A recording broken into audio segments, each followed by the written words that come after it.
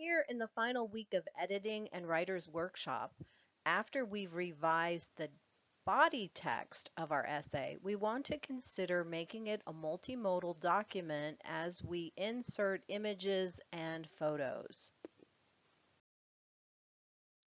While we are still relying most heavily on the linguistic mode, we do want to think about the affordances that adding visuals can gain us and the persuasion that they can add to our argument.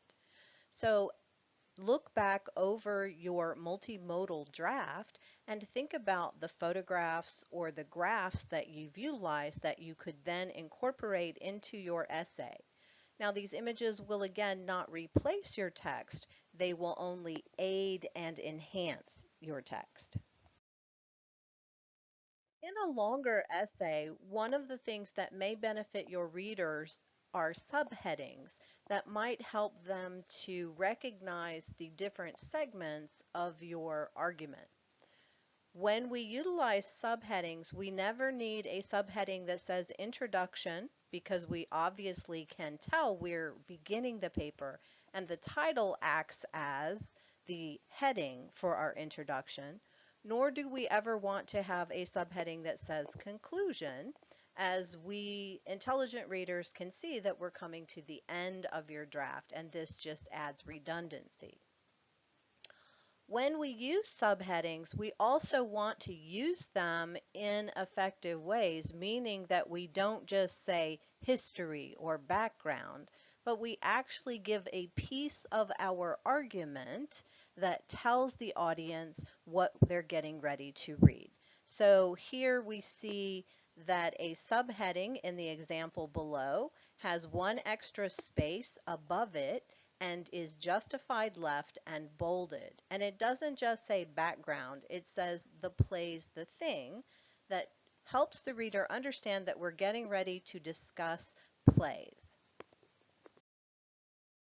Again, here is an example of a subheading that reminds us that subheadings actually become transitional parts of our argument and not just mere insertion of background again or history.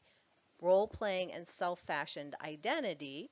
We know we've been talking about dramas, so here is the idea of playing a part and fashioning our own identity. Note again the one extra space above the subheading, the fact that it is bolded, and that it is justified left.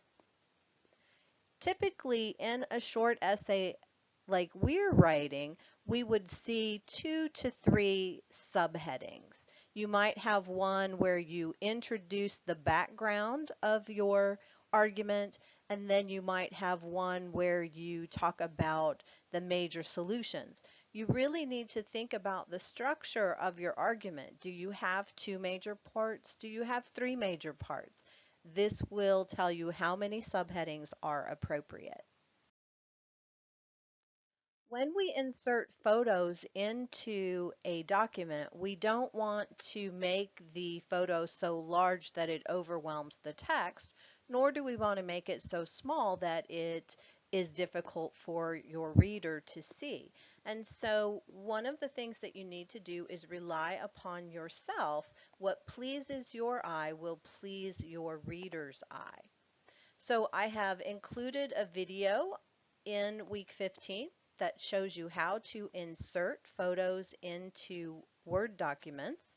One of the things that you want to be sure to do is to wrap the text around the photo, either beside it, above it, below it, so that it does not create a large white space in your paper, which will actually break the reading flow. Finally, if you do insert images and photos, remember that these will have to be cited. And so you will want to add a caption box underneath the image in which you put figure 1, figure 2, etc.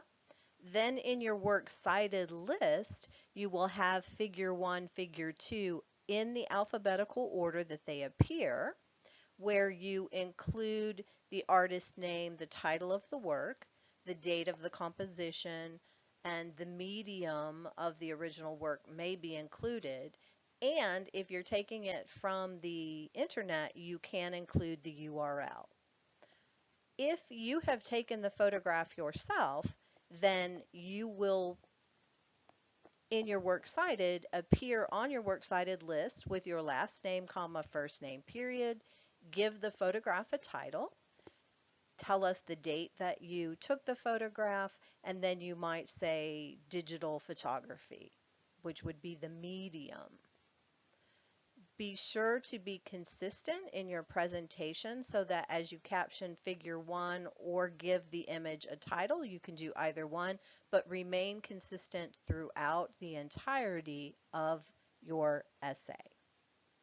If you have any questions, you can again look to the Purdue Online Writing Lab or contact your instructor via email.